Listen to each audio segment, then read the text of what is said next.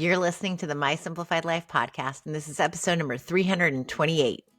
Welcome to the My Simplified Life podcast, a place where you will learn that your past and even your present don't define your future.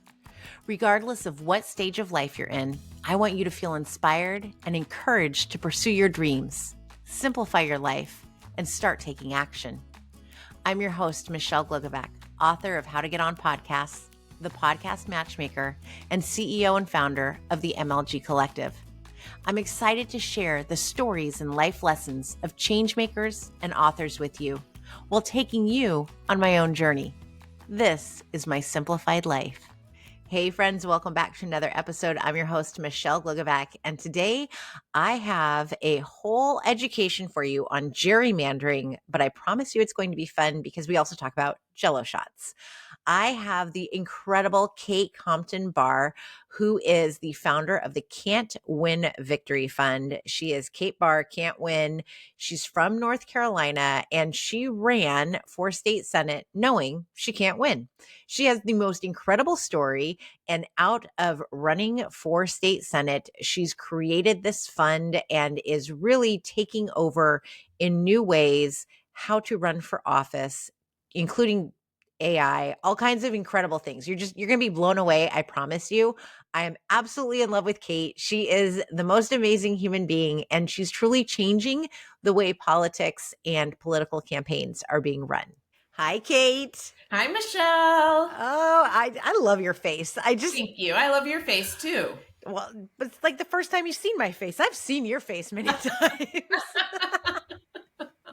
My face is more places than maybe I would have been comfortable with, but here we are. Oh my God, I love that. Done. Oh, what's your shirt say? Because I didn't even notice that before we started. Everything JD Vance hates in a woman. I love this. One of the highlights when I was running for state senate is that Maya Wiley picked me as her MVP of the week on an MSNBC show. And when she was describing me, she described me as everything JD Vance hates in a woman. And it is literally the nicest thing anyone has ever said about me. I want a shirt like that. You can have one. Just send me your address. I put it on everything. I have stickers. It's like I should get it tattooed to my forehead. Well, then you'd have his name on your forehead. So maybe not that. That's a really, really, really good point. This is why you're a good influence on me. I've seen some of these young women who have put Trump tattoos, like literally gotten them on social media. And I'm like, that, like, first of all, gross. But now we were talking about tattoos before we even started the show, and like pro tattoo, but not their names. No. I just hope it's like a temporary tattoo or those ephemeral tattoos that go away in a year or something. Like, I don't know anybody's name. Trump, your boyfriend, your children. Like, let's just try it in a temporary fashion for a while. You never know. Yeah. So, by the way, can you introduce yourself to everyone? Yes. Hi, Michelle. I'm Kate Barr. I'm the founder of the Can't Win Victory Fund. And most people call me Kate Barr Can't Win. It's like my whole name now. I love it. So you got to change your birth certificate while you can. Right. I do. Otherwise, I can't vote. Oh, my goodness. I want to hear all your story because you have the most incredible story that I want more people out here, especially on the West Coast, to hear. Oh, thank you. We need you to reach coast to coast. Yeah. So I live in North Carolina.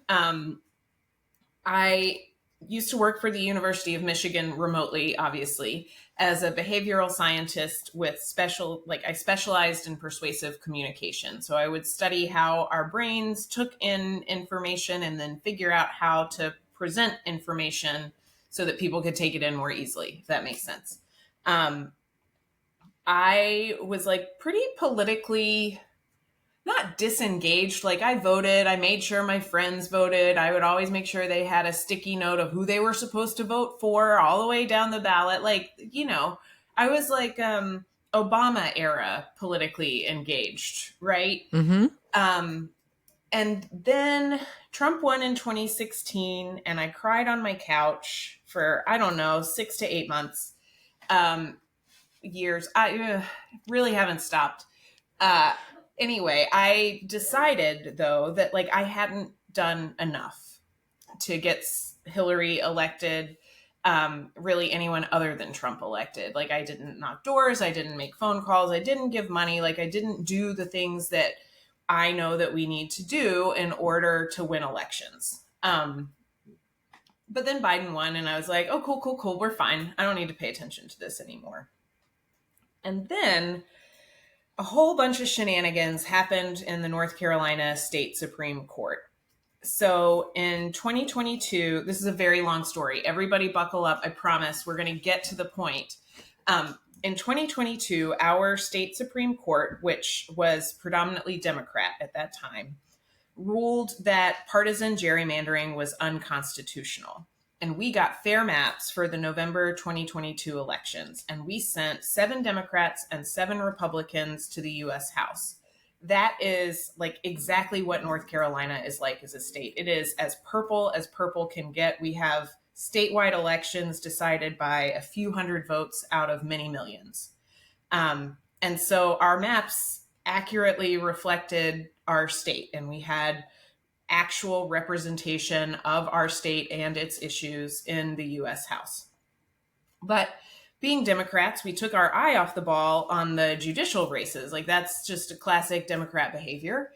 And our state Supreme Court flipped, and it got conservative to the point that we have 5 Republican state Supreme Court justices right now and 2 Democrats. And in unprecedented fashion, like never in several hundred years of history has this happened before, but that court decided to rehear the partisan gerrymandering case, like months after it was decided. And the court ruled that our state constitution does not give North Carolina citizens basically a right to fair elections. They essentially said that it is not the job of the Supreme Court to meddle in politics. And the way that we draw our voting districts is politics. I mean, do we swear on this? Yeah. Yeah. Okay. That's Sure, bullshit, right? Yeah. Mm-hmm. Yeah. So the court basically opened the floodgates for freshly drawn maps under this new ruling.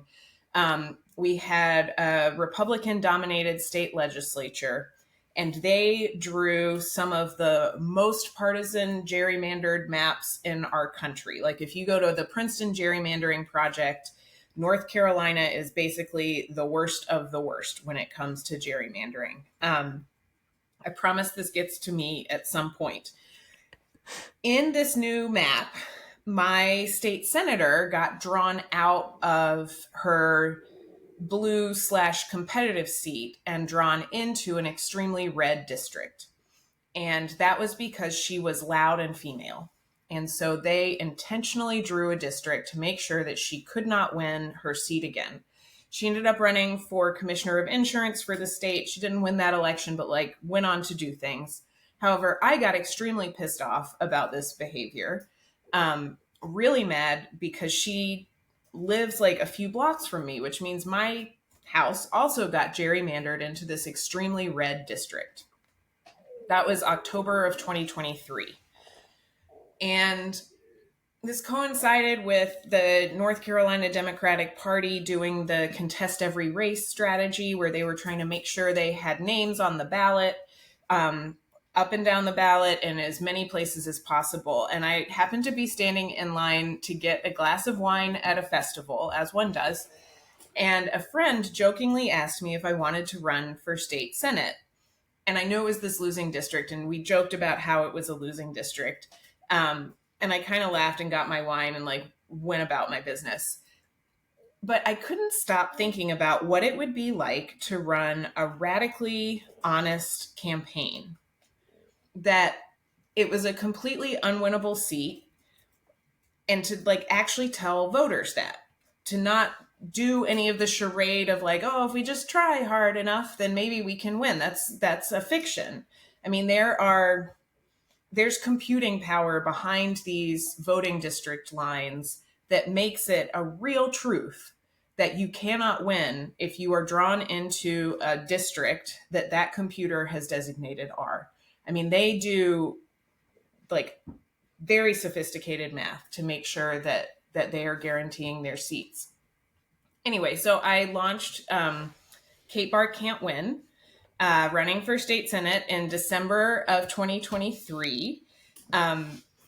My friend Caitlin came up with the saying, clear eyes, full hearts can't win, which is, of course, a riff on Friday Night Lights.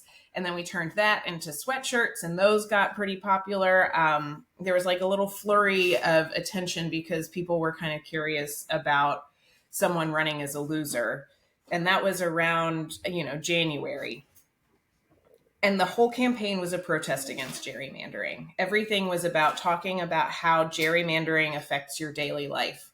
So, how does traffic relate to gerrymandering? How do your property taxes relate to gerrymandering? How does your school system relate to gerrymandering? That was all we did. And we had an absolute blast doing it. Like, I think I might be the only person in the entirety of North Carolina who really enjoyed running for office, because the secret is if you run in an unwinnable district, everybody leaves you alone and you can do whatever the fuck you want to. And it's amazing. And nobody's like filtering you. You get to swear, just be your whole self, whatever. And so we did that for a while. And then it really took off in September of 24 when the Washington Post did a piece about me and the race. And then it was like, for 2 weeks, I was just on all of these shows that I never in my life thought I would be on. And it made it clear that communicating in this way can really cut through, because, that's 2 weeks close to a presidential election in the US. And we've got people on ABC Australia learning about a North Carolina state Senate race. Like, that's bananas. It's not supposed to happen like that. And so after I lost, as promised, we decided to launch the Can't Win Victory Fund and try to apply this approach to as many unwinnable districts as we can, and to use those districts as places to innovate our democratic playbook. I love this because you're providing an education that I think many people in America need to have.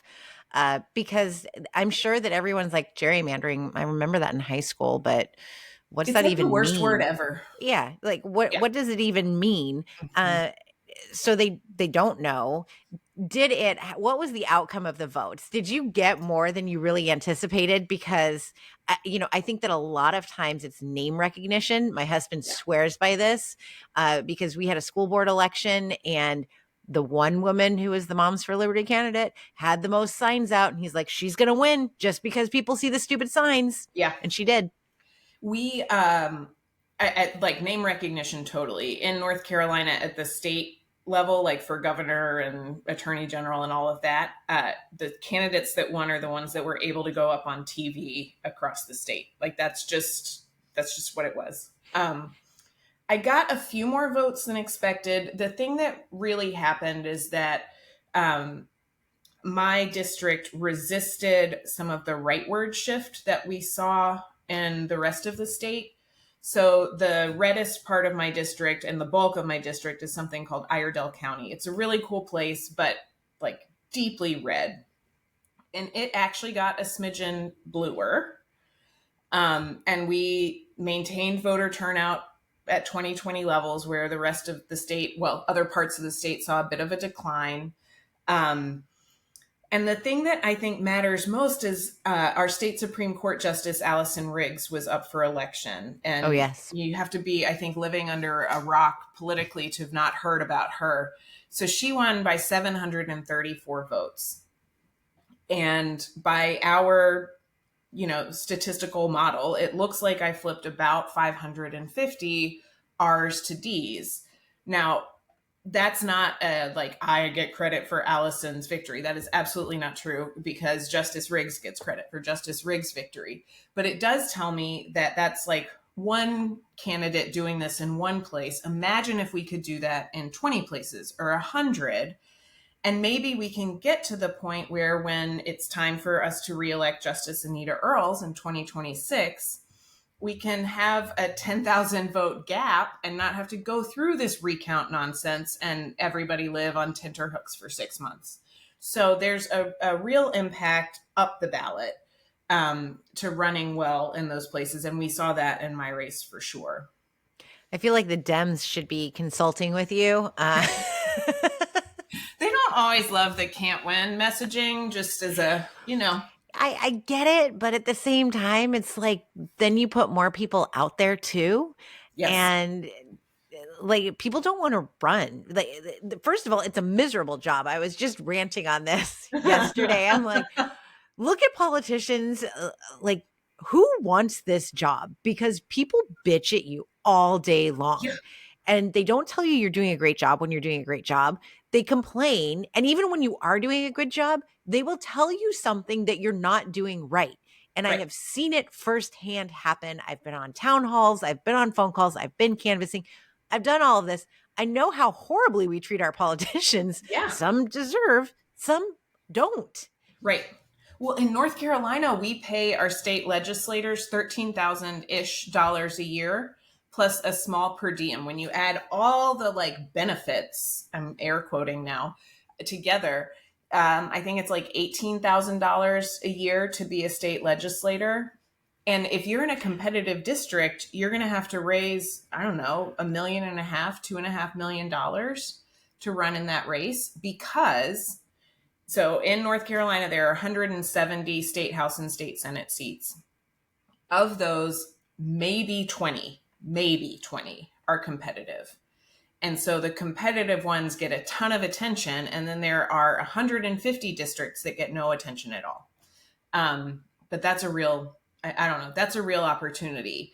And it's so much easier to run as a can't win candidate.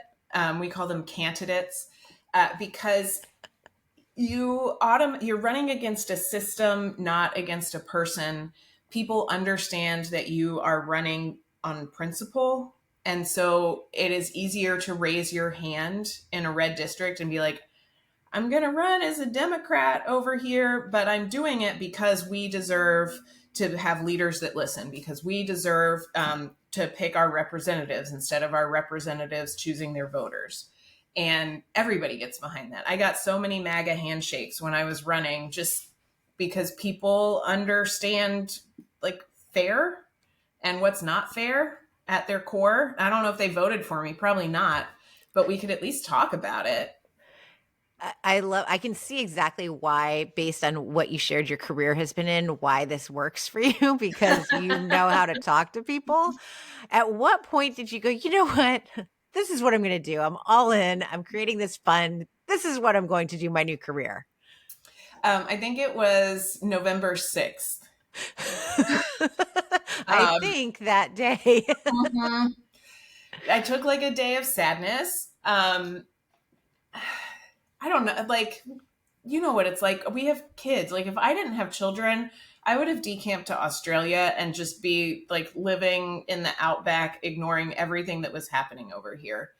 But I had kids, and now I feel like I have a certain responsibility to them to try to like create a world where they can like live successfully and in peace and harmony and all butterflies and all of those things.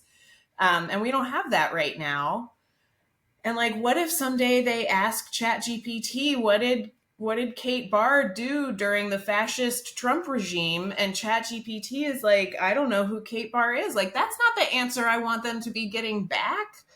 I want them to be like, Kate Barr fought for your rights, kiddos. Your mommy loves you. Anyway, so I love that.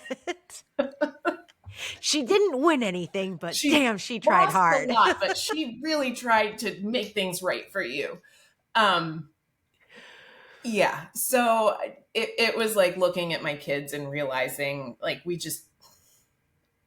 if people don't do the hard things and try to make it better, then it's not going to get better.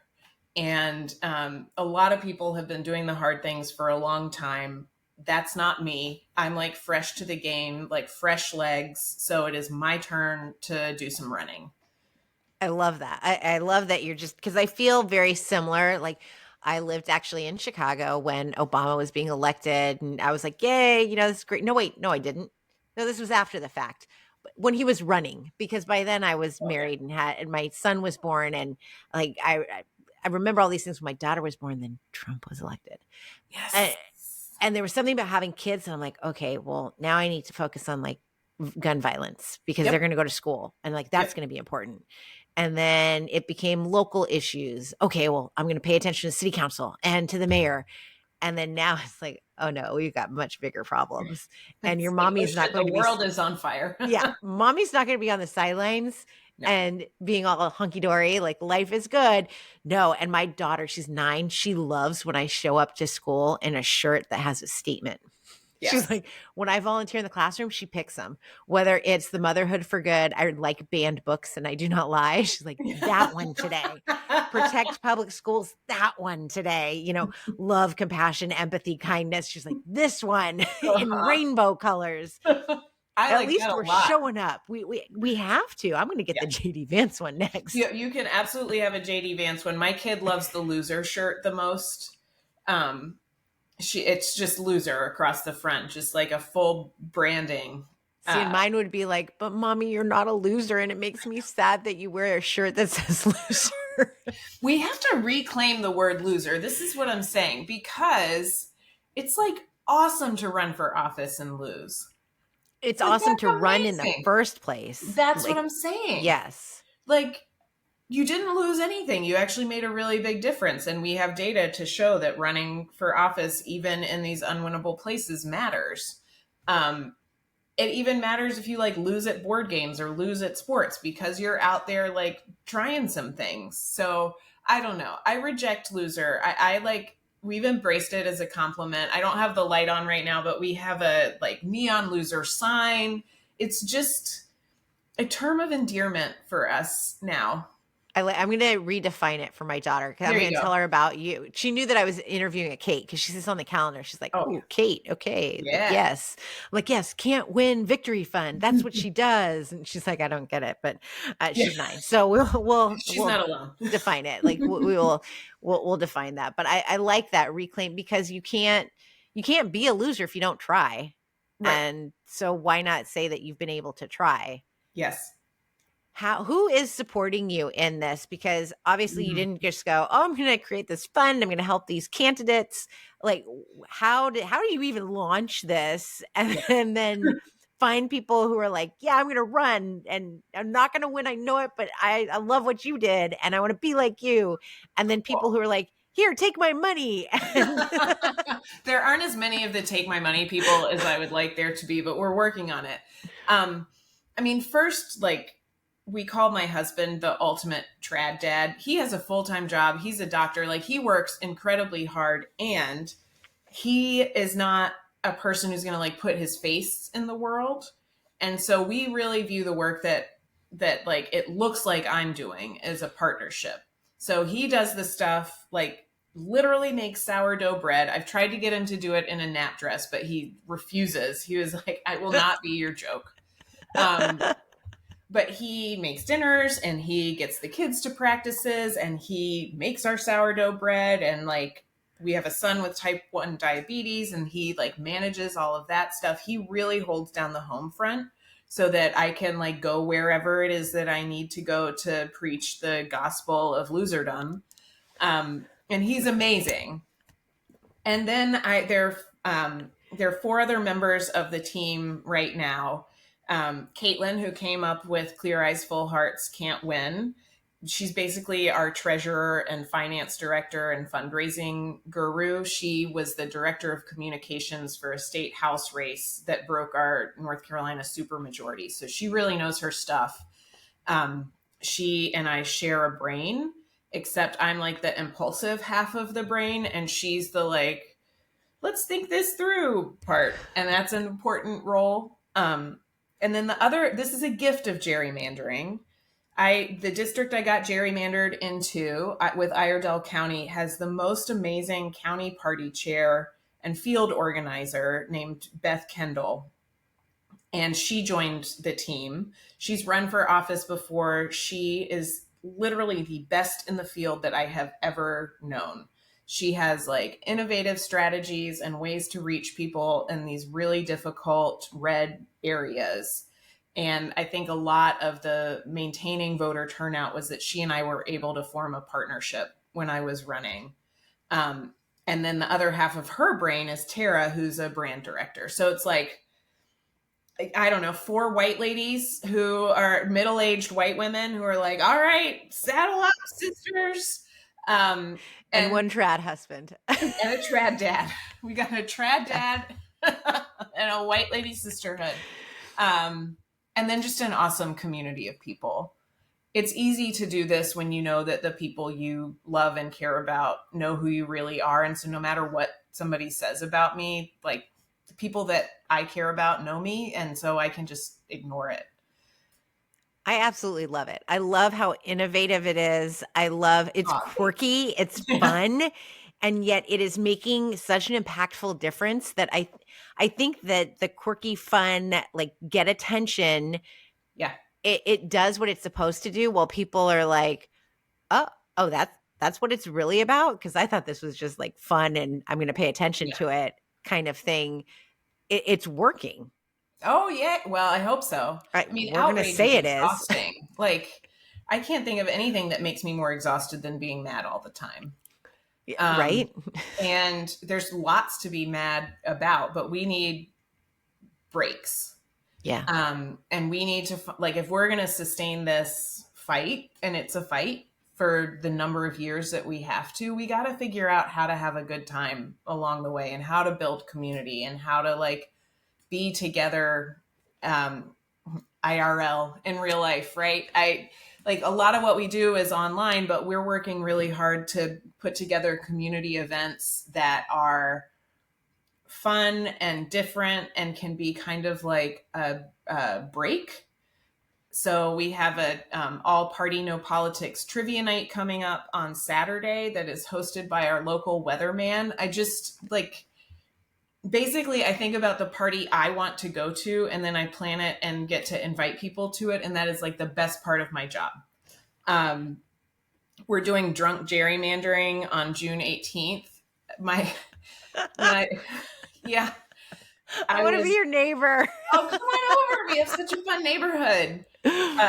For my birthday, my team did a fundraiser where for every $1,000 that we raised, I was going to do a Jello shot and then do like the drunk history of gerrymandering.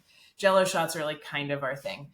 And then we decided, as is our way, like we could do that on Zoom, but wouldn't it be more fun if we like invited a bunch of friends along and went to a brewery and live streamed it and, you know, had special guests show up? And it's going to be hosted by a North Carolina based podcast called The Hometown Holler. And like everything is, how can we make this as fun as possible?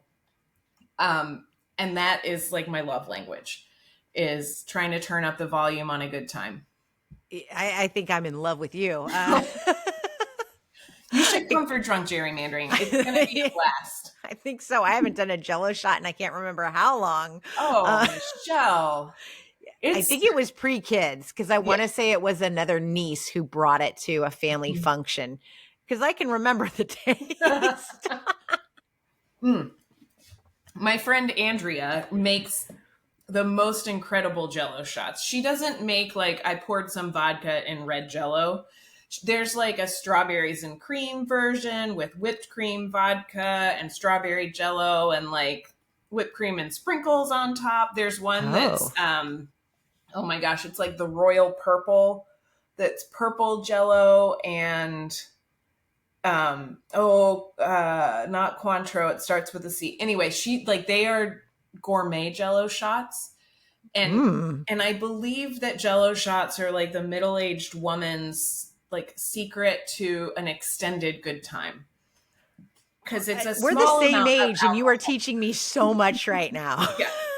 You have to, I don't know about you, I can't and don't want to drink like I used to in college. Like that's just not my life happening now. Yeah. And my liver says thank you. So if I want to like have a sort of sustained nice time for several hours, like it's just like small little doses of a sweet treat.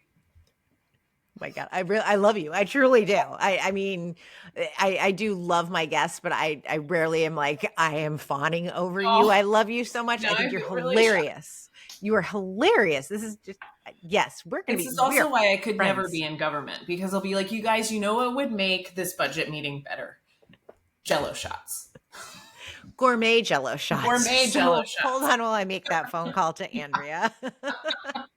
She'll be over in about an hour. She'll get the Right. instant. Right. Are you expanding this from North Carolina like now, or is this like a future plan? Both. So for 25 and 26, we want to work there. Let me back up. There are 13 states that have failing gerrymandering scores. So there are 13 states that are just like gerrymandered beyond. And three of them are Democratic gerrymanders. That's wrong too. Like, everybody's got to stop this nonsense. So we in 25 and 26 are going to work in North and South Carolina. My friend and co-conspirator Annie Andrews just declared for Senate. Yes, this morning, Dr. Annie Andrews. Yes. Suck it, Lindsey Graham. That's right. And so we're pretty excited to work in South Carolina in the state ledge space and try and help boost her up ballot. And then we'll be working actually on how to message in Illinois and Nevada, which are two Democratic gerrymanders. We've done a lot of testing about how to talk to Republicans about gerrymandering, and we need to do a little more work on how to talk to Democrats about gerrymandering. And we're doing that with like the AI tools that you and I have talked about before.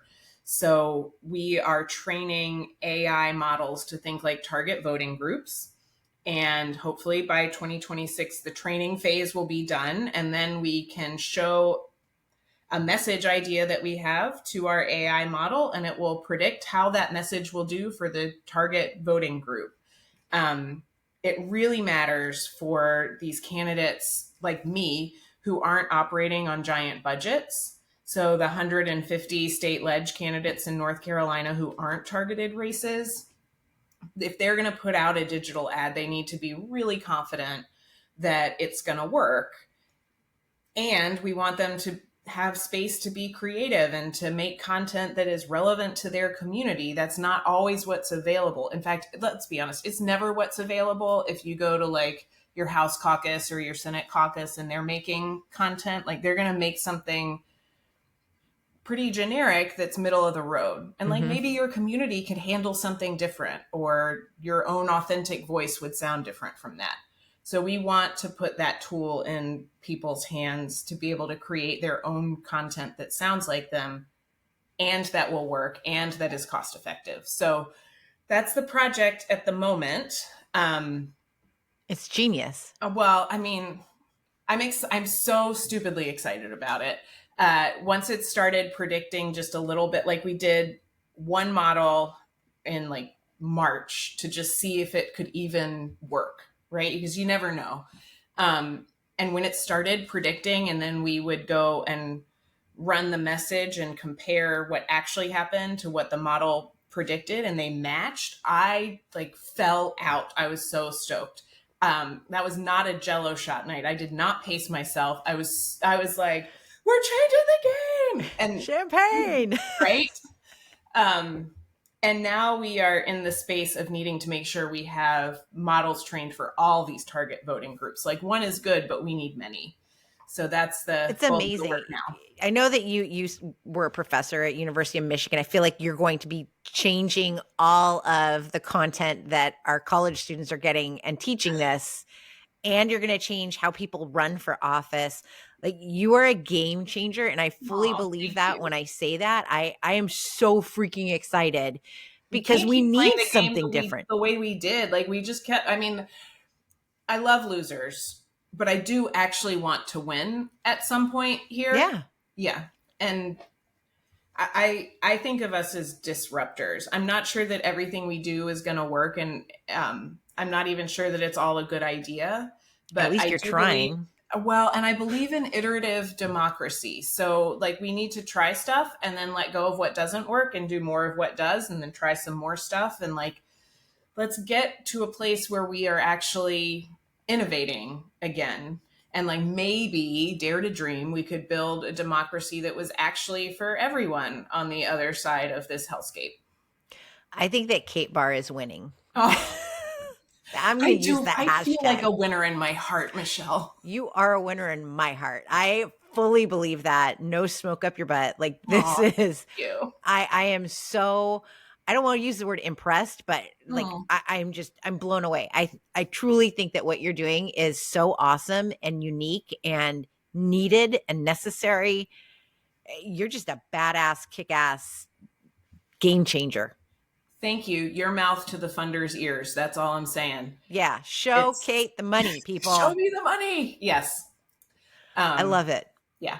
You're incredible. We're gonna get it done. You are. Where can everybody show you the money and find you? Oh, you can find me at can'twinvictoryfund.com. That's where the money things happen. And then I'm all over the internet at either at Kate Barr Can't Win or at Can't Win Victory Fund. And that's across all things social media.